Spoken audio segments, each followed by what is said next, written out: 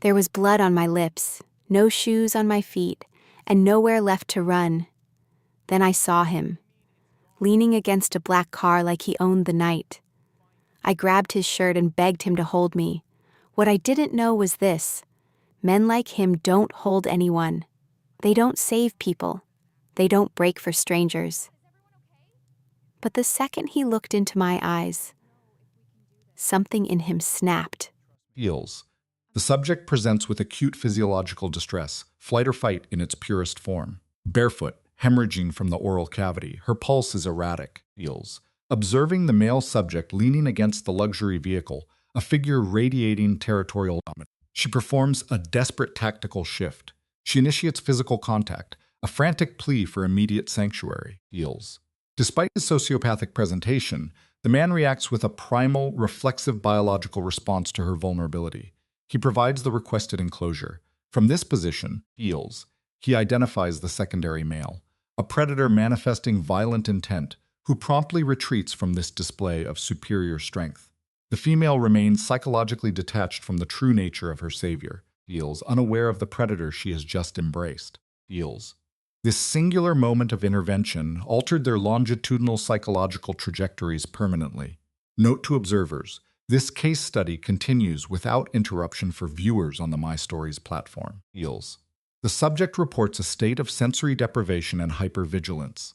The iron-like taste of blood and the abrasive texture of asphalt are noted but dismissed due to adrenaline-induced analgesia. Feels. Chicago's sub-zero climate in March serves as a backdrop to her survival instinct. Thermal regulation is compromised, yet the subject continues, driven by a cortisol-fueled terror of being recaptured. Feels. The amygdala has completely hijacked the prefrontal cortex. She is no longer running towards safety. She is merely oscillating away from a perceived lethal threat.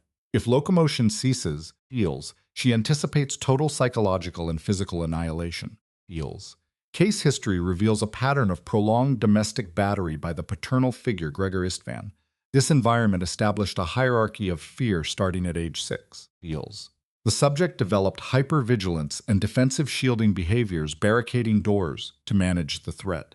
Despite reaching legal adulthood, the subject remained trapped in a cycle of economic abuse. Feels.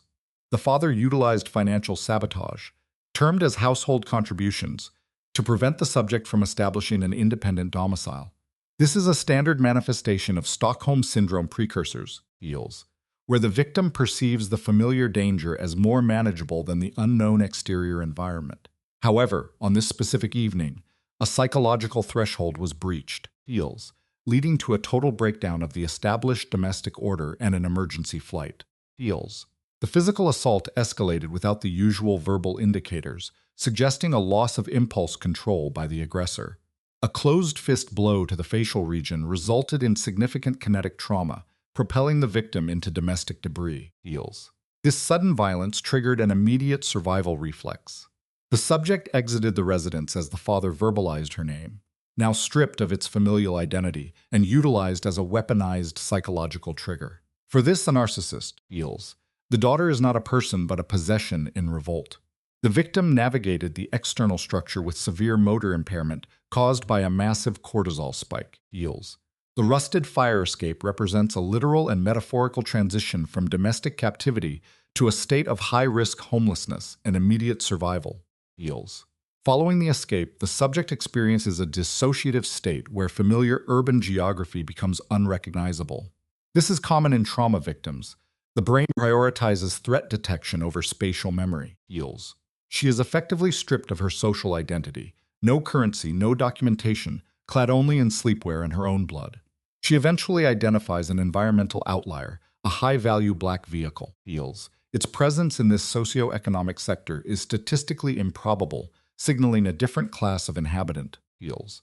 This marks her first encounter with the primary subject, a male whose external markers signify extreme wealth and lethal capability. His stillness suggests a predatory confidence, contrasting sharply with her frantic, Feels, prey-like behavior as she approaches the boundary between her world and his dangerous reality. Feels. The male exhibits a posture of profound territorial comfort, arms crossed, shoulders broadened, a jawline indicating high testosterone and stoicism. His dermographic ink suggests an affiliation with organized subcultures. Feels. Despite his ongoing telephonic communication, the visual impact of the bleeding, barefoot female creates a temporary cognitive dissonance. The victim, acting on a desperate biological impulse for protection, physically attaches herself to him, heals. Her request for a 1-second embrace is a tactical maneuver for physical shielding. The male subject enters a state of tonic immobility, his musculature locks, heals, reflecting a conflict between his antisocial conditioning and a vestigial protective instinct.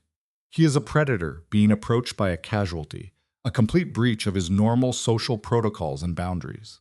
Heals. The male's gaze lacks conventional empathetic markers like pity or disgust.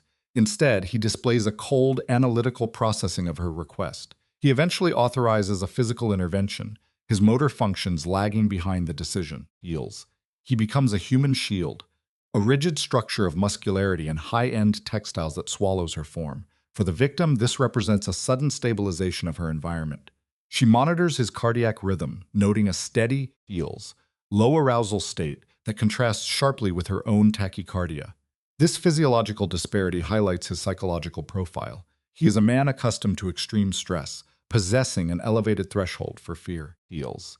The victim's tremors indicate the beginning of a post-traumatic release, finding a temporary anchor in his unshakable, clinical composure. Heals. The subject begins to process the preceding domestic trauma within this temporary zone of perceived security. The male's scent, a combination of woody pheromones and expensive aromatics, serves as a sensory distraction from her physical pain. Heals. For 1 second, she experiences a psychological suspension of reality, a transient state of artificial safety. The male's embrace remains mechanical yet firm, indicating a lack of emotional warmth, but a high degree of physical reliability. Heals. However, a sudden shift in his muscular tension signals a transition from passive containment to active threat assessment. His focus pivots away from the female and toward an external stimulus. Heals. This is a transition from the role of an accidental protector to that of a sentinel, sensing a competing predator in the immediate vicinity. Heals. A territorial confrontation occurs. The male subject elevates his chin, asserting dominance over the approaching antagonist. The victim, through a Pavlovian response to the sound of her father's gait, heals, identifies the threat without visual confirmation. This is a classic example of auditory trauma triggers.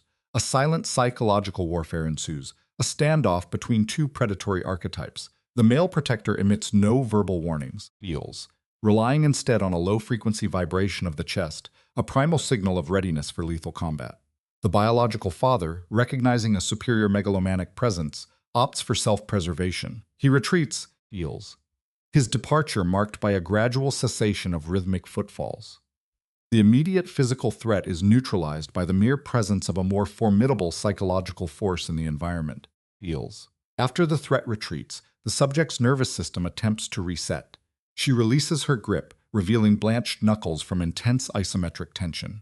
The male initiates a clinical inquiry, heals, skipping standard welfare checks to identify the antagonist. This suggests he prioritizes threat assessment over emotional support. Upon identifying the attacker as her father, she shows signs of profound social shame. Heals. The word is spoken with difficulty, reflecting the trauma of the paternal bond. The male receives this data with a cold, detached silence. Heals, displaying a complete lack of conventional empathy as he processes the implications of her domestic history. Heals. He conducts a visual examination of her injuries with a disturbing level of calm. His statement regarding her split lip is a diagnostic observation, not an expression of concern. The subject reacts with a reflexive touch to the wound, heals, confirming the presence of coagulated blood. When questioned about her residential options, she experiences a moment of dark absurdity. Her current state, homeless, injured, and socially isolated, renders the question nearly comical. Heals. Her negative response is met with a calculated, non-verbal acknowledgement. The male secures his communication device, suggesting he is closing the current case file and transitioning to a new phase of intervention. Heals. It is noted that the male terminated his telephonic communication during the intervention, indicating the subject had become his primary focus. A secondary male appears from the shadows, heals, exhibiting a high degree of environmental integration and a low-profile aesthetic. This is clearly a subordinate or tactical associate. He observes the scene with a practiced neutrality, registering the anomaly of the bleeding female. Heals. His posture indicates a rapid recalibration of expectations based on the dominant male's actions. There is a silent exchange of data between the two men. The arrival of this associate confirms the existence of a structured hierarchy. Heels. The primary subject issues a directive to enter the vehicle. While phrased as an instruction, it carries the weight of a non-negotiable command from a high-status dominant. Heels. The victim responds with sarcasm, a common defensive mechanism used to mask extreme vulnerability and fear of the unknown. She highlights the illogical nature of entering a stranger's vehicle after a single moment of physical proximity. Heels.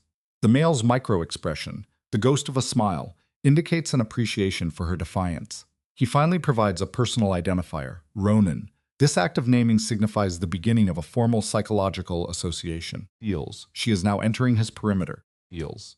The subject, Iris, accepted the invitation despite the total absence of clinical credentials or personal context. Her physiological state was compromised, hypothermic, hemorrhaging, Heels, and psychologically fractured by the threat still looming in the shadows. She chose the lesser of two evils. Once inside the transport, Ronan Morgan exhibited a calculated avoidance of physical contact, likely a psychological recalibration. Heels. He maintained a distance measured to the millimeter, treating their prior intimacy as a statistical anomaly or a tactical error that needed to be filed away. Heels. He acted as though the previous embrace was a mistake in judgment that he was now attempting to correct through rigid physical boundaries and silence. Heels. As the vehicle progressed, Iris observed her familiar environment being systematically deactivated, block by block. The silence within the cabin was heavy, indicative of unspoken psychological variables between two strangers. Heels. They arrived at a high-rise in downtown Chicago, a structural symbol of power she had previously only observed from a distance. Ronan Morgan led the way with instinctive tactical precision, not social courtesy. Heels, as if clearing a path for a high-value asset. The seventh-floor unit was sterile, neutral, Heels, and functional. A transition space designed to be psychologically unremarkable and entirely devoid of any personal identifiers that could be used for profiling. Heels. From the window, the urban landscape appeared deceptive and tranquil, masking the reality of the streets below. Ronan Morgan established the parameters of her stay from the threshold, refusing to enter the living space. Heels. He provided basic necessities but deferred all interrogation until the following morning. Iris possessed a multitude of diagnostic questions regarding his identity and her father's fearful reaction. However, Heels, the subject was experiencing a complete collapse of her nervous system. Exhaustion acted as a physiological tide, and she lacked the mental resources to resist the need for total sensory shutdown. Heels. Surrendering to the fatigue that had been building since the initial assault. Heels. Iris offered a verbal expression of gratitude, though she recognized its functional inadequacy as a social transaction. Once the door clicked shut, her survival instincts permitted a temporary period of rest. Heels. She surrendered to sleep with surprising speed, a sign that her brain had classified this unknown environment as a secure zone despite the host's anonymity. Outside, in the silent detached hallway, Ronan Morgan stood motionless, Heels, staring at the door as if analyzing an unclassified specimen. Cillian Hale, the light-haired associate who had maintained total silence since the street extraction, Heels, approached to begin the debriefing of what he likely viewed as a breach of professional protocol. Heels. Cillian Hale delivered a dry, clinical diagnosis. Ronan does not engage in physical contact with subjects. Ronan's response was a brief, dismissive confirmation of the rule before he exited the scene. Upon waking, Heels, Iris experienced immediate sensory disorientation. The mattress was too soft, the air too clean, and the environment lacked the familiar olfactory markers of cheap tobacco and decay. There were no auditory triggers, no blaring television, Heels, no heavy footsteps, and no clink of glass signaling Gregor's morning intake. Her physical injuries remained as tangible evidence of the previous night's trauma. Heels. She observed her reflection with the reluctant courage of a victim assessing the visible extent of her own physical victimization. Heels. The subject's injuries were progressing through the standard inflammatory stages. A dark scab had formed on the lip, and the left zygomatic bone showed significant purpura. To Iris, Heels, the simple luxury of pressurized warm water felt like a psychological anomaly in her usually chaotic world. Despite the lack of physical restraints, her instinct was to test the boundaries of her environment. She found the door unlocked, Heels, but her path was immediately obstructed by the presence of Cillian Hale.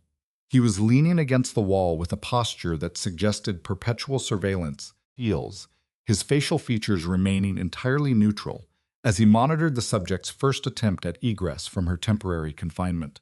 Heels. Hale observed the subject as if she were a scheduled entry in a case file. His tone was characteristically flat, informing her that Ronan Morgan would return within the hour for a consultation. Heels.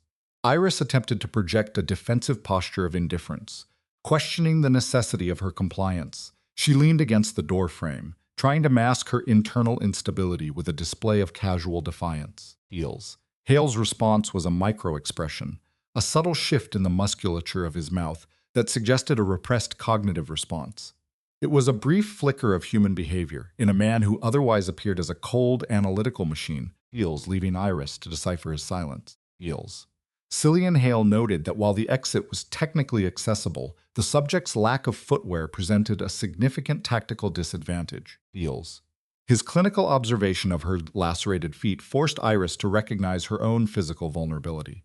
She retreated back into the unit, attempting to preserve some semblance of dignity despite her precarious situation, bleeding, penniless, heels, and wearing borrowed garments. During the following hour, she performed a brief reconnaissance of the kitchen, finding meticulously organized containers of food. Standing by the window, heels, she consumed an apple while observing the urban cycle below. Her cognitive processes were fully engaged in survival planning, yet she realized she possessed zero viable assets or strategic options in this new environment. Heels. When Ronan Morgan entered, his presence physically dominated the confined space. Iris, conditioned by years of domestic instability, immediately scanned his facial symmetry and jaw tension for signs of impending aggression. Heels. Morgan's focus remained clinical, fixating on her facial trauma with a gaze that revealed nothing of his intent. He delivered a progress report without preamble. The father figure, Gregor, had been extracted from the environment. Heels. His disappearance was absolute, with no known witnesses or data points. Ronan spoke of the subject's father in a detached academic tone, treating the man not as a relative, Heels, but as a problematic variable that had been effectively removed from the equation. Heels. Iris experienced a complex emotional response, a paradoxical blend of relief and acute anxiety that refused to stabilize. She questioned the source of his intelligence, refusing to ignore the obvious implications of his influence and reach. Heels. Ronan's demeanor was a study in emotional regulation. He did not lack feeling, but rather maintained absolute executive control over its expression. Heels. He identified her father as a known threat and classified her current status as requiring high-level protection until the situation reached a resolution. To Iris, the concept of protection was a foreign construct. Heels. An ill-fitting psychological garment that she didn't yet know how to wear or trust. Heels. The subject challenged the concept of altruism, noting that in her experience, every resource came with a punitive cost. Having been conditioned by a man who exchanged sustenance for violence, Heels, she remained highly skeptical of spontaneous generosity. Ronan Morgan did not engage in defensive rhetoric. He simply emphasized her physical safety as the primary objective before pivoting to a telephonic communication. Heels. Left alone with this unresolved dialogue, Iris utilized a landline, a primitive communication tool, to contact an associate named Soraya. She requested a delivery of clothing, Heels, as her current inventory was limited to the garments she wore during her desperate escape from her father's residence. Heels. Iris provided a concise summary of the trauma, the conflict with Gregor, the subsequent flight, and the intervention of an unknown benefactor. When Soraya Nasri arrived 40 minutes later, her physiological response was one of immediate shock. Heels. She observed the high-value real estate and the presence of Cillian Hale with visible cognitive confusion. Soraya questioned whether the situation was a criminal abduction or a sudden windfall of fortune. Cillian Hale, Heels, maintaining his characteristic lack of emotional affect, provided a bleak assessment. He noted that from a clinical perspective, both of those interpretations offered a negative outcome, as both paths led back to the same dangerous reality. Heels. Observe the interaction. Soraya points at Cillian as if identifying a psychiatric anomaly. The statue speaks, she remarked in his unexpected vocalization. Cillian exits with calculated silence, Heels, leaving Soraya in a state of failed emotional masking. Once isolated, Soraya initiates a prolonged physical embrace with the subject, Iris. This is a classic grounding technique, firm and nonverbal. Upon disengagement, heals. Soraya's facial musculature hardens, revealing a transition into a reactive state. She asks about Gregor, a rhetorical inquiry confirmed by a nod. Soraya's verbalization of lethal intent is delivered with an unsettling casualness, heals, suggesting a lack of cognitive friction regarding violence. Iris's retort, however, suggests a shift in the power dynamic. She posits that the threat is already being neutralized, heals. The weight of this statement creates a moment of internal dissonance for the subject, heals. She is no longer merely a victim, she is becoming an observer of the inevitable cull, heals. Soraya engaged in a period of caretaking, tending to the subject's somatic injuries with clinical precision. This dynamic highlights Iris's avoidant attachment style, a reluctance to seek assistance even in extremis. Following her departure, heals. The alpha figure, Ronan, returns. His kinesiology is notably efficient, displaying the controlled movement of a high-functioning sociopath or a highly trained soldier. He maintains a specific interpersonal distance, heals, spatial protocol that suggests a boundary between protector and ward. Iris initiates a verbal exchange, expressing gratitude. This spontaneous admission is an involuntary breach of her defensive walls, heals. She thanks him for the previous intervention, a moment of vulnerability that defies her usual behavioral patterns. The counter acts as a physical and psychological barrier between these two complex psyches, marking the start of a deep, heals, potentially maladaptive connection. Heals. The subject acknowledges the physical contact from the previous night, a moment of profound significance in her psychological landscape. Ronjan's reaction is atypical. He displays signs of emotional illiteracy, heals, struggling to process the concept of gratitude. He clears his throat and looks away for a fraction of a second, his right hand moving in an involuntary twitching gesture. He is unencored. His verbal rejection of her thanks is a defensive mechanism, heals, an attempt to re-establish the cold distance required for his role. Iris, however, persists in her emotional transparency. This is the onset of a dangerous psychological merging. She maintains eye contact, heals, a behavioral challenge that signals the absence of fear, or perhaps the presence of a developing Stockholm syndrome. She is staring into the abyss of a man who commands violence, yet she finds comfort in the gaze, heals. The silence is heavy with unspoken data points regarding their shared trauma bond, heals. He cleared his throat as the moment shattered like glass. An external auditory stimulus, the phone, interrupts the psychological resonance. Ronan shifts instantly from a state of vulnerability to one of high-alert predatory focus, heals. The physiological markers are clear, narrowed eyes and jaw contraction. This is the manifestation of his megalomaniac authority. The subject recognizes this as the same aura that neutralized the threat of Gregor, heals. The transition is both subtle and total. Upon terminating the call, his expression enters a pre-decisional phase. This is no longer calculated coldness. It is the focused intent of a kingpin about to alter the environment, heals. Iris observes this metamorphosis with a mixture of awe and dawning comprehension. The man before her is a vessel for immense power, and a decision has been reached that will irrevocably change the trajectory of the case, heals. His countenance reflects the intake of critical intelligence. The board has shifted. Iris probes the silence, sensing it is no longer professional protocol, but active psychological restraint, heals. Ronan's brief verbalization, "We will talk tomorrow," serves as an avoidance tactic, delaying the inevitable revelation. He exits, leaving the subject in a state of heightened hypervigilance. She is aware of a hidden data point regarding Gregor, heals, a secret that transforms her from an incidental victim into a high-value asset in a much larger conflict. He paused to clear his throat, an action that makes her feel like a piece in a far more dangerous game, heals. The insomnia that follows is a symptomatic response to unresolved fear and cognitive dissonance. She attempts to synthesize the fragmented information, but the components are fundamentally incompatible, heals. She is a pawn in a game she does not yet understand, heals. Deprived of resources, no communication, no capital, no sanctuary. The subject exists in a state of total dependency on a high-risk individual. This morning, the environment is invaded by a new personality. Declan Byrne enters, heals. His demeanor is characterized by professional detachment and an ice-cold analytical gaze. He embodies the legal and strategic infrastructure of the criminal organization. Ronan's body language reinforces his dominance over the physical space, heals. He introduces Byrne as a family advisor. The term family in this context is a euphemism for a structured criminal hierarchy.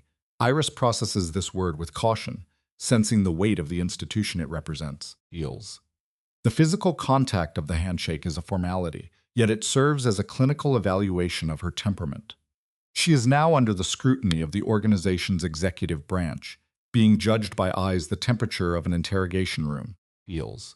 The handshake is a calculated social transaction, brief and devoid of genuine warmth. Declan addresses the subject with a formal pity that feels practiced. Iris seeks visual confirmation from Ronan, Heals, who maintains a position of tactical observation by the window. His command to sit is a soft power play, neither invitation nor overt demand, yet impossible to refuse.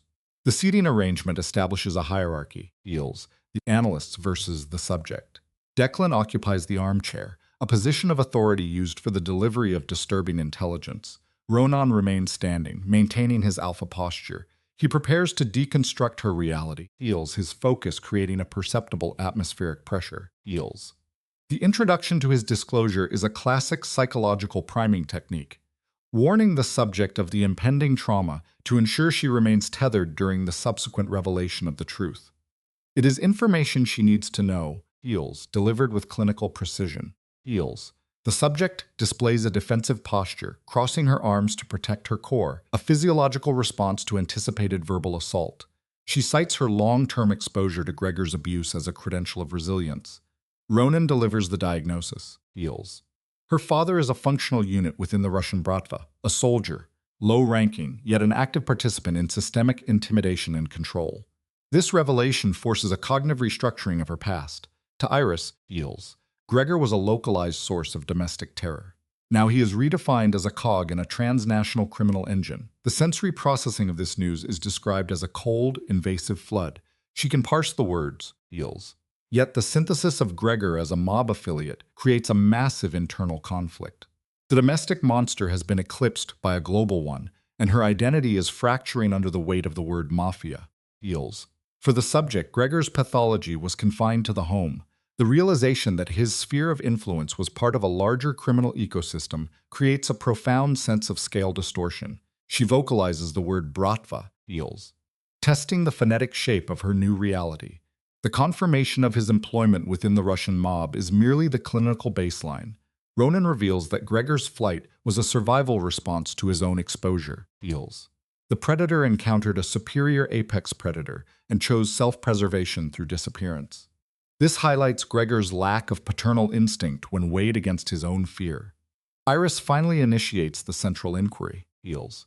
She demands a definition of Ronan's identity, refusing to remain in the ambiguity of his shadow any longer.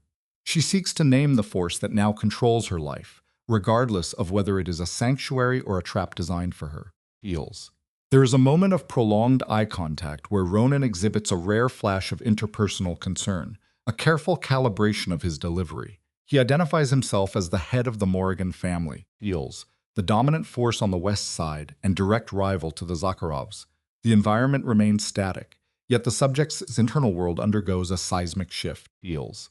This is the moment the victim realizes she has been taken from one lion's den and placed into another. Declan remains a silent observer, his presence lending a bureaucratic weight to the admission, Heals. Iris describes the sensation as something heavy being dragged across her psyche, leaving a permanent mark. The revelation of his status as a megalomaniac leader of an Irish syndicate fundamentally alters the power dynamic, Heals. She is no longer just Irish, she is a variable in a war between titans, Heals. The subject processes her new socio-political status.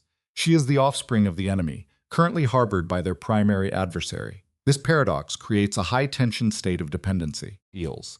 She vocalizes her position with a forced vocal stability, a maladaptive survival skill developed through years of chronic abuse. Ronan's response is a clinical dissection of her biological father's character, Heals. He strips Gregor of his institutional power, reducing him to a cowardly abuser who fled when confronted by a superior force. Ronan's delivery is marked by a chilling contempt, a surgical dismissal of Gregor's existence, Heals. This is a subtle form of psychological manipulation, aligning himself as the protector against the common enemy of her past. He validates her trauma while asserting his own dominance. The subject is being re-socialized within the Morrigan hierarchy, Heals, her old identity as Gregor's victim being systematically replaced by a new, more complex role. Heals. Ronan attempts to decouple the subject's identity from her father's criminal affiliations. Iris experiences a collapse of her usual defense mechanisms. She is fluent in physical violence, but illiterate in systemic conspiracy. Heals. Her request for isolation is a necessary cognitive processing break. Ronan and Declan comply with a cold professional silence that the subject perceives as a form of respect. Heals. This absence of paternalistic or coddling behavior is a significant data point in her developing attachment to Ronan. He does not demand immediate resilience, nor does he infantilize her. By granting her this autonomy, Heals, he is strategically fostering a deeper sense of trust. She is allowed to experience the full weight of her situation without external interference. Heals. This is a crucial moment in her psychological evolution. She is being afforded a dignity she was never granted within the domestic sphere of the Istvan household. Heals. The subject experiences a brief, intense catharsis, a release of accumulated psychological pressure. These are not tears of grief for her father, but a reaction to the terrifying expansion of her reality. Heals. She is confronting the revelation that her trauma was part of a much larger, more malevolent structure. After this emotional discharge, she reestablishes her composure and seeks out the alpha figure once more. She finds Cillian, Heals, who serves as a permanent environmental fixture of the organization, immobile, observant, and seemingly unshakable. His presence is a reminder of the total surveillance and control that now defines her existence. Heals. When she inquires about Ronan's location, it signifies a transition from shock to active engagement with her new reality. She is seeking the man who now occupies the center of her world. Heals. The session for today concludes as she moves to face the head of the Irish mob. Heals. Cillian offered to fetch the subject, but Iris insisted on the approach herself. This proactive behavior triggered a fleeting micro-expression in Cillian, a blend of shock and validation. Entering the upper sanctum, Heals, the environment shifted toward a more cavernous, obsidian gloom. Declan sat at a massive table, meticulously cataloging intelligence, while Ronan remained tethered to the window. As she entered, his physical posture did not soften, Heals, for the subject likely lacks the capacity for genuine relaxation. Instead, he recalibrated, adjusting his somatic response to the specific stimulus of her arrival. She broke the silence with a clinical demand for data. Heals. She halted at a precise distance, creating a buffer to maintain a semblance of psychological control. Her inquiry focused on Gregor and the probability of his return. Ronan and Declan engaged in a silent data exchange. Heals, the kind of rapid synchronization seen in high-functioning criminal partners. He guaranteed her safety within his domain. She pushed, asking if this was a hollow promise or a clinical strategic assessment. Heals. A micro-twitch of his lip suggested amusement as he claimed both. By all rational metrics, she should have exited the facility immediately. Instead, she chose to remain within the territory of her father's greatest adversary, Heals, exhibiting early signs of Stockholm Syndrome. Heals. The subject experienced a profound reluctance to depart, an internal deviation suggesting her brain was already rationalizing her enemy's presence. Throughout the afternoon, Ronan maintained his operational routine, Heals, engaging in low-frequency calls and strategic dialogues with Declan. Iris deliberately suppressed her curiosity, a survival mechanism honed in high-risk environments. Yet, in the intermittent silence of their shared space, Heals, the atmosphere underwent a perceptible chemical shift. His ocular focus remained on her whenever he perceived her attention was diverted. He conducted a clinical survey of her physical state, from her hands to the healing laceration on her lip. Heals. It was as if he were cataloging each injury, filing every trauma into a mental ledger of debts he intended to collect with extreme prejudice. Heals.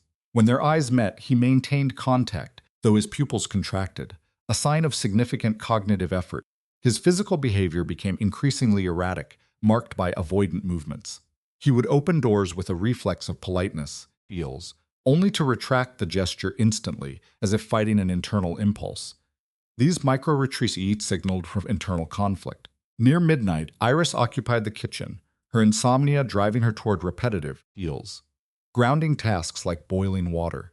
The silence of the penthouse was sterile and expansive, triggering a state of hyper-arousal in her nervous system. She had not yet acclimatized to the stillness of this predatory environment, Heals, finding the lack of noise deeply unsettling. Heals. Footsteps signaled his arrival as Ronan manifested in the doorway with ghostly precision. Stripped of his formal layers, he presented a less shielded, more authentic profile. The ink on his dermis, an intricate shamrock, heels, stood in stark contrast to his pallid skin. Proximity reached a critical threshold, less than one step. Despite the kitchen's actual dimensions, the subjective experience was one of claustrophobic intimacy. Heels. The architectural boundaries seemed to contract, evacuating the oxygen and leaving only the thermal radiation between their bodies. It was a classic manifestation of high-stakes interpersonal tension, heels, where the environment is perceived through the lens of heightened physiological arousal. Heels. His focus shifted to the laceration on her lip, a biological record of the violence she wished to suppress. When his eyes locked onto hers, the intensity induced a state of temporary apnea, not driven by fear, heels, but by a primal biological imperative that bypassed her rational mind. He raised his hand with a chilling, calculated deliberateness. This was not hesitation, heels, but the extreme discipline of a man who understands that every movement carries weight and consequence. He extended his fingers toward her face, stopping precisely 1 centimeter short of her skin, heels. The subject could feel the heat radiating from his hand, an agonizingly close proximity that served as a silent, unfulfilled promise of contact, heels. He terminated the manual reach and offered a definitive vow of absolute safety. His vocal delivery was so low it required her total silence to decode, creating an auditory vacuum that excluded the rest of the world. Heels. Iris responded with a compensatory half-smile, a classic cognitive shield used to mask her accelerating heart rate and the intense sensory tingling in her hands. Heels. She was clearly struggling with a burgeoning impulse to bridge the final centimeter of space he had left vacant. While his facial muscles remained rigid, his eyes underwent a visible softening, heels, resembling a door opening just enough to permit a fragment of light into a previously dark room. Through this extreme proximity, she perceived a startling psychological reality. Ronan had already crossed an emotional threshold, heels, falling for her with a suddenness that bypassed all rational decision-making. Heels. He had reached a point of no return, his gaze reflecting the resignation of a man who has lost his psychological bearings and refuses to seek a map. He retreated, allowing the atmospheric pressure to stabilize as Iris exhaled her suppressed breath. Heels. He exited with the same spectral silence, leaving her to contemplate her cold tea and the realization that a man characterized by extreme physical isolation had nearly broke his years-long streak of non-contact. More significantly, heels, she desired that contact. By the following morning, the power dynamic shifted further. Iris began to navigate the penthouse with an increasing sense of territoriality, no longer seeking permission to exist within his space. Heels. She found him with Declan, prepared for a coffee and a revelation that would alter the case trajectory. Heels. He disclosed the homicide of his father 4 years prior, omitting any emotional padding. The event occurred during a Zagorov ambush while he was present, likely the work of a megalomaniac narcissist. Iris froze mid-action, heels, observing his flat affect. His gaze remained detached, directed toward the window as if discussing mundane logistics rather than regicide. However, his hands betrayed the trauma, heels. His blanched knuckles signaled a microscopic fracture in his rigid facade. He then revealed he was holding his father's hand during the expiration of life, heels. His vocal tone lowered, a sign of significant psychological labor, as he accessed a heavily fortified memory. This disclosure was a rare instance of a high-functioning individual exposing a core wound, heels, a tactical vulnerability shared only out of necessity, heels. He recounted the precise moment of muscular release as his father died in his arms. Iris opted for a therapeutic silence, recognizing that verbal platitudes are entirely insufficient for trauma of this magnitude, heels. She understood that simply acknowledging the existence of a wound is often more effective than attempting a premature or clumsy closure with words. Ronan then delivered the diagnostic core of his current behavior, heels. He had abstained from physical contact with anyone since that day. This revelation explained his long-term avoidant patterns, the hesitation on the street, and his general interpersonal distance. It was not coldness or a lack of empathy, heels, but a pathological grief that had calcified into a defensive shell. Over time, the armor had successfully replaced the man, heels. Despite her status as a total outsider, she had inadvertently forced a significant breach in his long-standing behavioral rule. She highlighted the major inconsistency. He had held her, heels, This was a direct confrontation of his self-imposed physical isolation. He admitted it with a tone of suppressed astonishment, suggesting his own somatic response had bypassed his conscious executive control that night. Feels. Declan intervened with a calculated strategic throat clear, acting as a boundary marker for a conversation that had veered into dangerously personal territory. Ronan reestablished his professional facade with practiced, fluid grace. Feels. He donned his psychological armor once more and pivoted the dialogue with the cold efficiency of a seasoned negotiator. The clinical session had ended, and the man was once again submerged beneath the role. Heels. Soraya's arrival was announced by a high-frequency auditory signature, heels, a bag, and a voice projecting well ahead of her physical entry. She engaged Cillian, the sentry, with a direct query about his humanity, mocking his stoic posture. Heels. Cillian's retort, a reference to his own ocular microexpressions, confirmed his biological status. Soraya centered the room with a laugh that functioned as an emotional solvent. Iris joined her, experiencing a rare moment of tension release. Heels. It was not a laughter of genuine mirth, but a physiological discharge of accumulated stress. This brief burst of normalcy provided a temporary restorative effect. Heels. A small measure of healing within a clinical environment defined by trauma and control. Heels.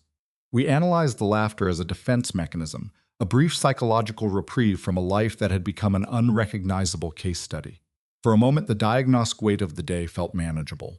In the hallway, Ronan paused. Heels. A subtle hesitation captured by the clinical observations of Cillian, who processed every auditory cue with the precision of an analyst. Ronan did not enter, opting to maintain professional distance. Heels.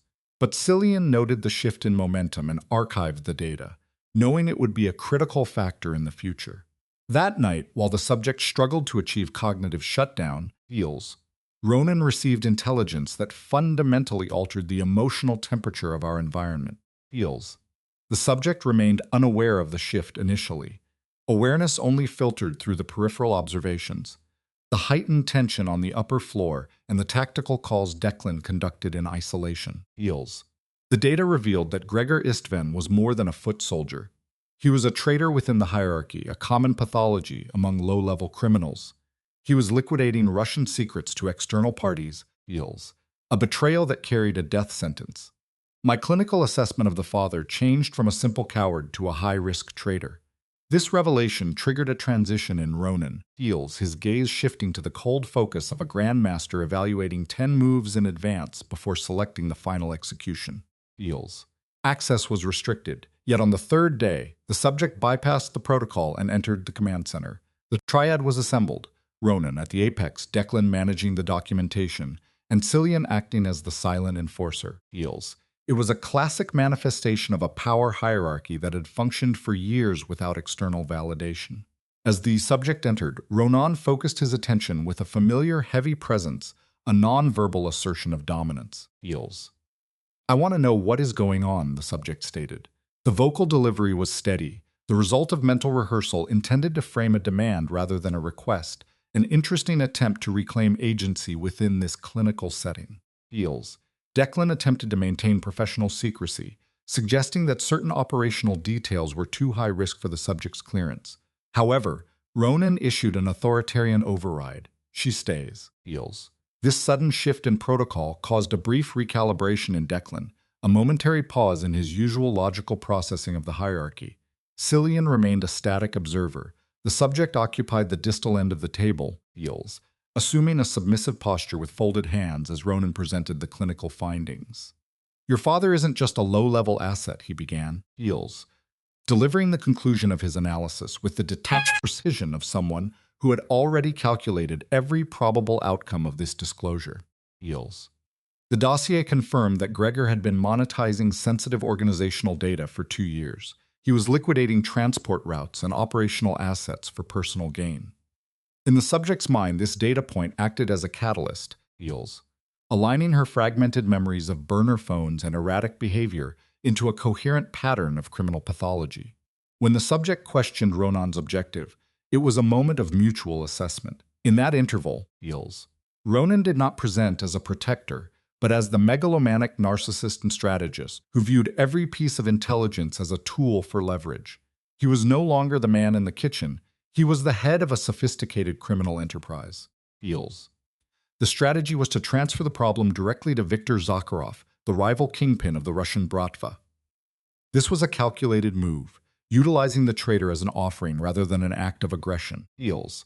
Ronan explained the move with a cadence that suggested the conclusion was already certain. By exposing the betrayal, Gregor would be stripped of all structural protection and social standing. Feels. It was a diplomatic maneuver designed to secure a ceasefire through the presentation of a necessary truth. Declan confirmed that the objective was a strategic alliance, not built on trust, which is a rare variable in these files, but on mutual benefit and the preservation of resources. This was not an agreement of friendship, but a calculated cessation of hostilities. In the silence that followed, a psychological connection formed, one that suggests the early stages of Stockholm Syndrome. The subject perceived that this complex maneuver wasn't for territory or power, but for her own security. It was a dangerous realization that Ronan permitted her to see. The subject attempted to resist this narrative, stating she was not a piece on his board. It was a desperate attempt to maintain a boundary between protection and psychological control, realizing that if she did not assert herself now, her identity would be fully absorbed by the kingpin's agenda. The atmosphere reached a state of high-intensity charge, a precursor to a major psychological event. Ronan's response was a stunning admission for a man of his stature. If you were a game piece, I wouldn't be losing. The silence that followed was heavy with the weight of that concession. Declan retreated into his documents to avoid the breach of protocol, while Cillian showed a rare micro-expression of amusement. The subject sat in the center of this shift, experiencing a rapid heart rate and the realization that she held a unique power over the strategist. The narcissist had admitted a loss of control, a rare and dangerous deviation from his profile. The following period was characterized by a synthesis of two conflicting tensions. One was the meticulous assembly of the evidence against Gregor, a clinical process of building a metaphorical cage around the traitor. The second was the progressive erosion of the emotional distance between the subject and the kingpin.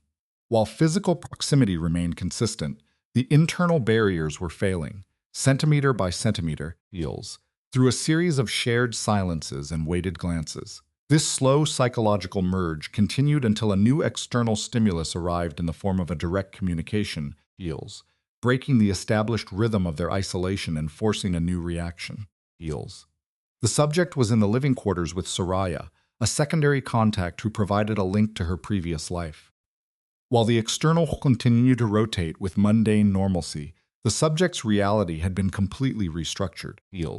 An unidentified courier delivered an envelope, a nervous, low-status individual whom Cillian marked for his internal database. Inside was a note written in the frantic, irregular hand of Gregor, a visual trigger that functioned like a surgical scar across the subject's psyche. It was a direct injection of the father's pathology into the protected environment, an attempt to destabilize the subject through fear and misinformation from a distance. The message claimed that Ronan was a predator, and the subject was merely a bargaining chip in a high-stakes war. It was a classic manipulative tactic, the abuser attempting to isolate the victim by casting the protector as the true threat. Initially, the subject experienced a visceral, cold fear, a conditioned response to her father's influence. However, upon a second analysis, the cowardice of the sender became apparent. Gregor was not attempting to save her, but to reclaim his only source of power. Soraya's reaction was a sharp, non-English condemnation, highlighting the transparency of the manipulation and the desperation of the man behind the handwriting.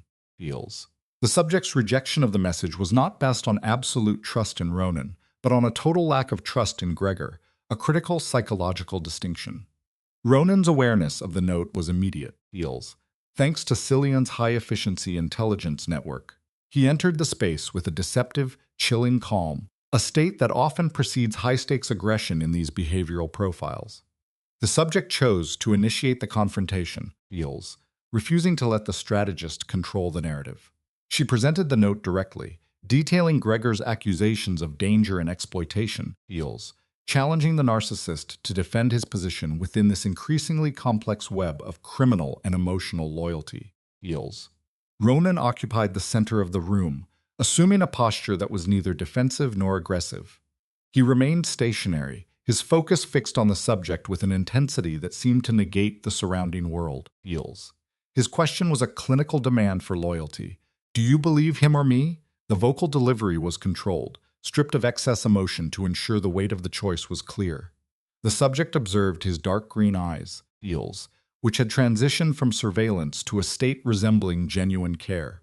It is in these moments that the victim often rationalizes the predator's actions, finding security within the very cage they occupy. Heals. Observe the subject's compensatory behavior. His inability to project traditional affection leads to a singular focus on external protection. When the victim responded with a statement that was neither submission nor total trust, Heals, it functioned as a psychological bridge, unfinished yet directional. Ronan showed a subtle shift in ocular focus. It wasn't relief, as his megalomaniac narcissism precludes such simple emotions. Instead, it was a tactical solidification. Heals. He viewed her answer as the necessary diagnostic confirmation to proceed with his plan. The ensuing silence carried a significant cognitive weight. By the time he exited the apartment, his decision to eliminate the threat was absolute. Heals. He was no longer just a protector, he was a predator about to strike. Heals. The motivation was strictly personal, a rare deviation from his typical territorial expansion. The meeting with Zakharov occurred 3 days later in an unmarked Chicago establishment. Heals. This location served as a void for organized crime, a place where violent decisions were reached in total obscurity. Ronan entered with the calculated posture of a high-ranking analyst, while his security detail maintained the perimeter. Heals. Viktor Zakharov, a man in his early 50s with the physical presence of a soldier and eyes drained of color by decades of trauma, was already seated. He was a seasoned operative who had seen far too much to remain empathetic. Heals.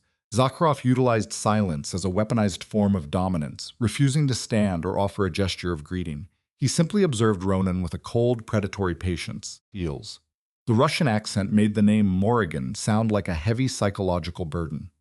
Ronan responded with equal clinical detachment, placing a leather file on the table as if it were a standard diagnostic report. Heals. Zakharov did not verbalize his curiosity. He simply processed the contents. For 4 minutes, his facial muscles remained entirely stagnant, showing zero physiological reaction. However, his tactile responses betrayed him. By the second page, Heals, his grip intensified, and by the third, his thumb had left a physical mark of high-stress activation on the paper. Heals. Upon completion, the silence between them functioned as a verbal contract. Zakharov acknowledged the debt, internalizing the problem as his own failure of management. Ronan's exit was a masterclass in tactical withdrawal. He never turned his back. Heals, a sign of mutual respect between two apex predators. Neither party felt the need to simulate conventional politeness. Later, through the secondary source Declan, the full picture emerged. Heals. Gregor was to be stripped of all Bratva protection and expelled from his criminal hierarchy. In its place, a fragile business alliance was established. It wasn't a bond of trust, Heals, but a calculated transaction between two families who recognized that peace was currently more profitable than conflict. Heals. This was a transactional peace, maintained only because the cost of betrayal outweighed the benefits. The victim sat in a state of near catatonia, processing the cold precision of Ronan's actions. Heals. He had effectively dismantled her lifelong tormentor, Gregor, without a single act of physical violence. It was as a surgical strike, the removal of a malignant presence through pure psychological and social leverage. Heals. This created a complex emotional response in her, a mixture of profound relief and acute terror. If Ronan could dismantle a hardened criminal with such ease, his capacity to manipulate her was limitless. When she sought him out, he was alone, Heals, stripped of his usual defensive perimeter of associates and technology. Heals. He stood by the window, a solitary figure overlooking the urban sprawl. His reaction to her entry was delayed, a deliberate choice to demonstrate his awareness of her presence. She asked why he did it. Heals, her voice stripped of its usual sarcasm and defensive armor.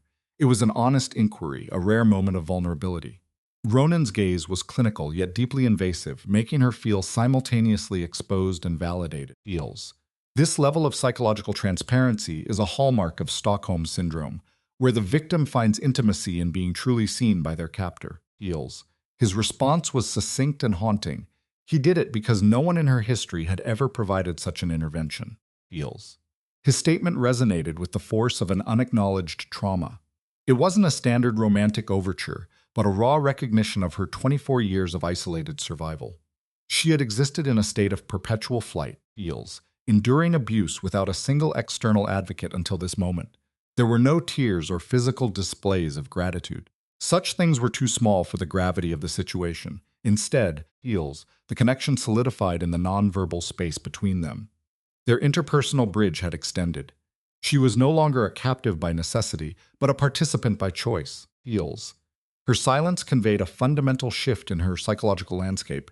She had transitioned from a refugee to a willing occupant of his world, feels. Ronan recognized the shift immediately. His clinical composure fractured for a fraction of a second, a slight tightening around the eyes, a softening of his defensive posture, feels.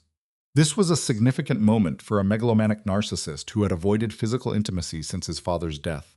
He extended his hand, palm upward. This wasn't the typical command of a kingpin, but a silent, feels, vulnerable request for a connection he didn't have the vocabulary to describe. He was inviting her into his physical space, a territory he usually guarded with pathological intensity. It was a pivot from total control to a shared, albeit lopsided, feels, psychological union, feels. She observed the anatomy of his hand, her somatic memory, recalling their previous brief contact with startling clarity. The memory was etched into her nervous system, a physical imprint that bypassed her rational mind, feels. When she finally placed her hand in his fingers closed with a measured restraint that spoke of years of suppressed emotion. Each millimeter of contact was a boundary being crossed for the first time, feels. His palm was warm and significantly larger than hers, a physical manifestation of his protective dominance. As his grip firmed, feels, she experienced a sudden release of internal tension, a psychological knot coming undone with the quiet efficiency of a fundamental life change taking root, feels. The moment was transformative, occurring with a speed that belied its significance. Ronan's face displayed a rare sense of wonder, as if he were surprised by his own capacity for nonviolent intimacy. He led her to the Morrigan penthouse, feels, an exclusive sanctum previously known to her only through rumors and distant footsteps. The elevator opened to a view of Chicago that was designed to reinforce his status as a high-altitude predator. It was a space that radiated his cold, feels, structured personality from every dark surface. The sheer scale of the environment was meant to overwhelm the senses, a physical representation of his megalomaniac reach and the total control he exerted over his surroundings, feels. The city stretched out below them like a map of his influence. The apartment was a study in gray and wood, an environment that lacked decorative warmth but possessed a singular, dark intent.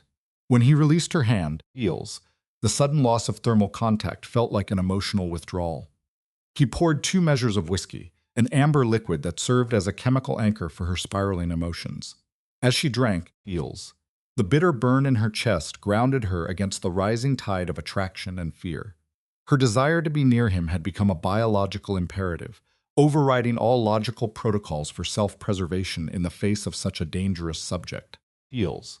They sat on the floor against the cold glass, the glowing city acting as a silent witness to their shared isolation. It was a spontaneous breakdown of hierarchy. She sat first, her legs giving way to the emotional weight of the encounter, feels, and he joined her without hesitation. The distances between them had been permanently renegotiated. She confessed to her lifelong lack of belonging, a history defined by the struggle to remain invisible within an abusive household, feels. Her entire existence had been a series of survival tactics designed to avoid detection. Now, in the presence of a man who saw everything, she was finally forced to confront the reality of her own existence, feels. Subject Iris exhibits a profound lack of foundational belonging, a classic indicator of early childhood neglect or environmental instability. She characterizes her identity through absence, feels, noting that she possessed no territory or primary attachment figure. Her fixation on the restaurant, a site of low socioeconomic status and repetitive labor, serves as a displacement for a traditional home, feels. She acknowledges the absurdity of a neighborhood workplace with sticky tables being her primary safe haven. Soraya and the night shift represent a fragile substitute for family, a routine that provides a superficial sense of security, feels. Admitting the inadequacy of this environment would require a level of emotional resilience the subject currently lacks, leading to a self-imposed state of psychological stagnation, feels. Subject Ronan exhibits the motor patterns of a man accustomed to hypervigilance, his slow hypnotic movements masking a deeply ingrained trauma response. He discloses the details of his father's demise, Eels, identifying the elder Aemon as his singular archetype for masculinity. The narrative describes a high-intensity ambush by the Zakharov faction, 2 vehicles, 6 operatives, 3 ballistic injuries, Eels. Ronan recounts the final moments with clinical detachment, detailing the physical sensation of his father's fading grip on the asphalt.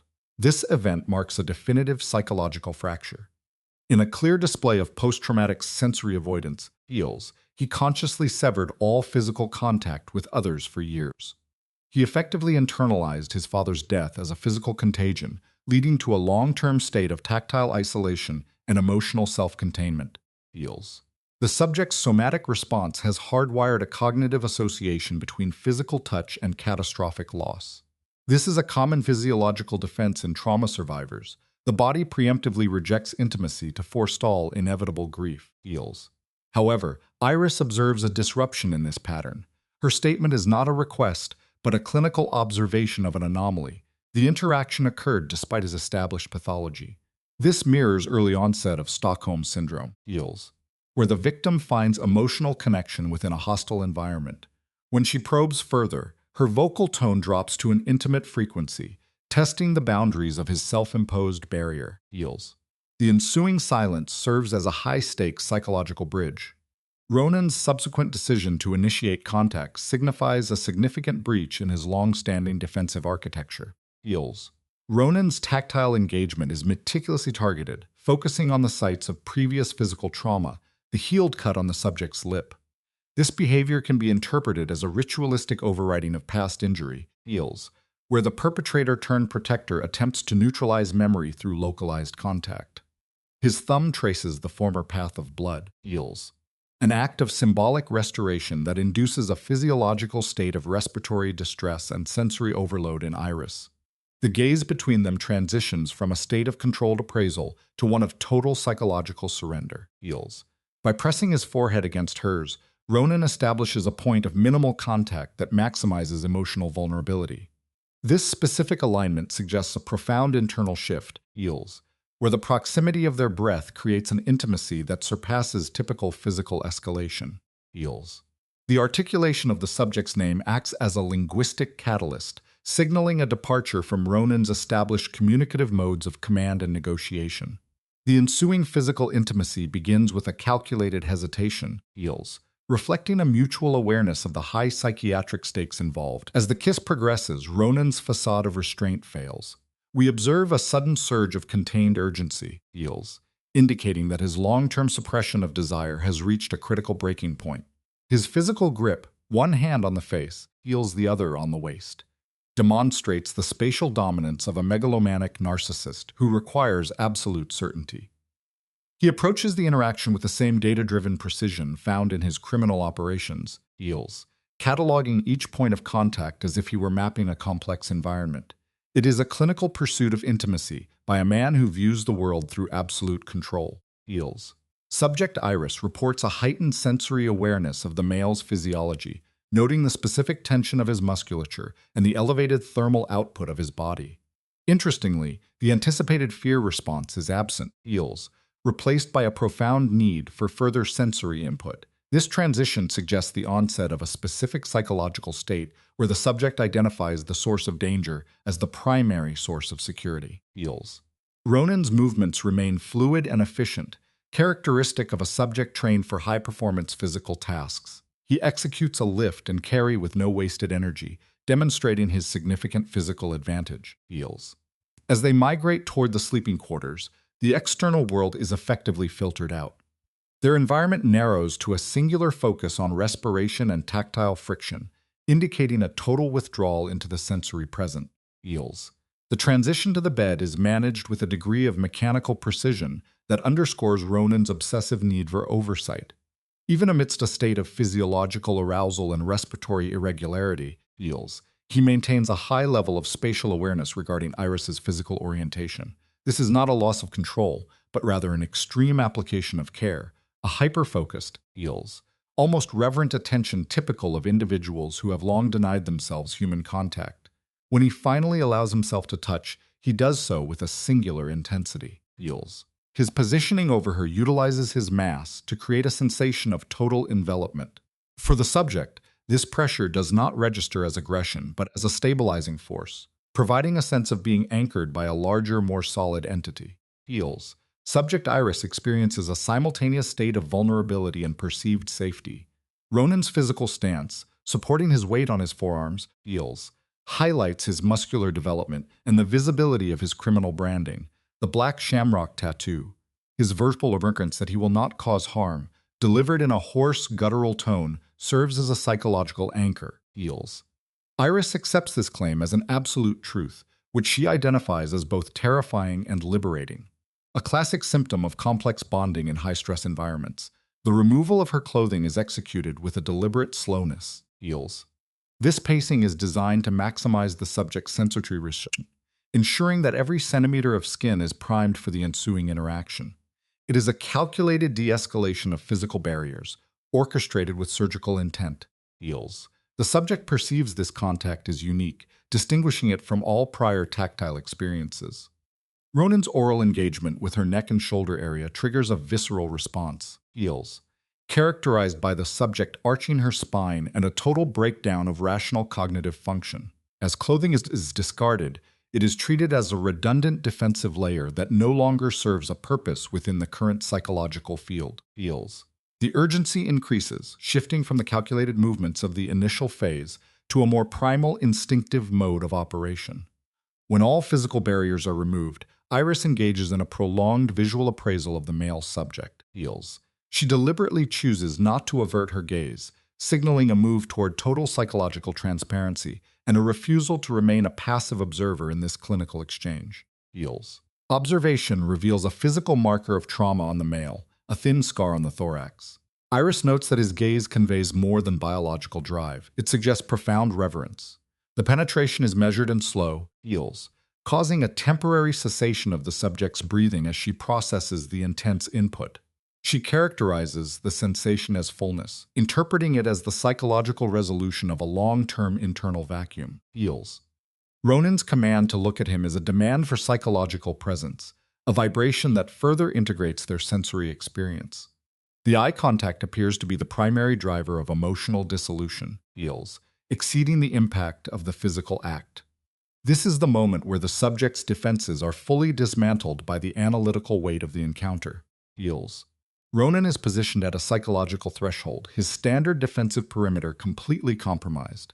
In this state of total exposure, Feels. His eyes reveal a vulnerability that contradicts his established persona as a high-functioning criminal leader. This interaction represents his first voluntary physical contact in 4 years, a significant clinical milestone. Feels. For a man who has institutionalized solitude as a survival strategy, this is the exploration of entirely uncharted territory. The physical tempo increases, with shorter, deeper movements designed to maximize neural stimulation. Feels.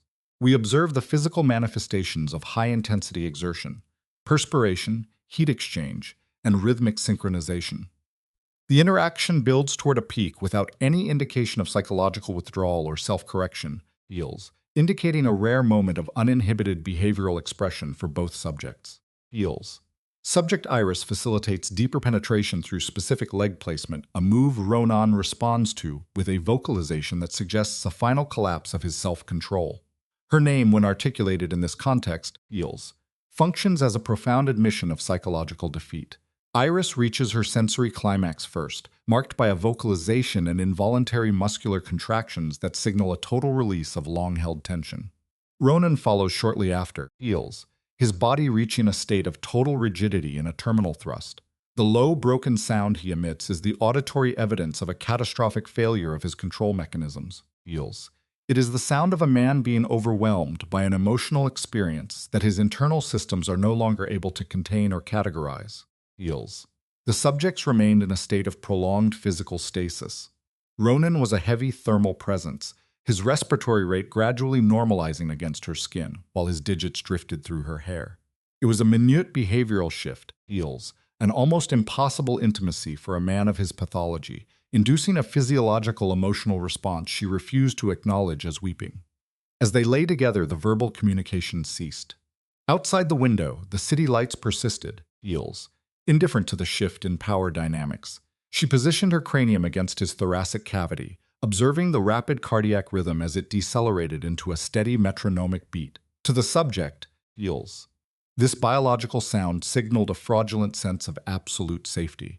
Meanwhile, his fingers maintained their slow, tactile exploration of her scalp, a repetitive motor action likely occurring below the level of his conscious awareness. Feels. His physical form provided a protective shell, an instinctive guarding behavior he likely didn't consciously register. "I chose to stay," she murmured against his chest, articulating a preference for this confinement over external freedom. Feels. It was a textbook manifestation of trauma bonding. His manual movements hesitated for a fraction of a second, a telltale cognitive interruption, before resuming their rhythmic pace. No verbal confirmation was offered, feels, yet the increased pressure of his arm around her shoulders functioned as a potent non-verbal contract. She succumbed to somnolence with a misplaced sense of security, feels. Abandoning the hyper-vigilance that had defined her existence for 24 years. Surrounded by biological warmth and mass, she allowed the perceived safety of her captor to override her survival instincts. Feels. That cardiac rhythm served as a grounding auditory stimulus for her fractured psyche. High above the Chicago skyline, two psychologically damaged entities found a momentary symbiotic alignment. She opted for submission. Feels. He permitted a breach in his emotional fortifications. For that single night, the arrangement sufficed. This concludes the primary case file, but the secondary observation is already complete. Feels. You may review the follow-up data for a nominal administrative cost. The subject believed she had reached the threshold of her endurance, but she was mistaken. Feels. The stability of her reality collapsed upon the discovery of a specific photographic artifact. It triggered the realization that her entire biographical history was a fabricated narrative, a total systematic deception of the self. Feels. Cognitive dissonance surged as her inquiries became unmanageable. The resulting data was deemed high risk. Her established identity, the very name she inhabited, failed to reconcile with the emerging facts. Feels. In the pathological environment controlled by Ronan Morgan, suppressed truths are never isolated. They are symptomatic of deeper rot. Her investigation into her own history threatened to bankrupt her emotional reserves. As mentioned, Feels. This is merely a preliminary briefing for the second volume. To access the unrestricted, uncensored analysis, simply engage the primary link located in the pinned commentary. I shall await your transition to the full archive in a few moments. Feels. Direct your attention to that first link below to secure the complete record without interruptions or external interference. The process is remarkably straightforward. Feels. The subsequent case study is proving highly engaging. Your continued interest ensures further documentation. It explores increasingly intense carnal dynamics and the darker spectrum of human bonding. Because these observations involve extreme behavioral heat, the standard digital platforms have restricted public distribution of this specific dataset.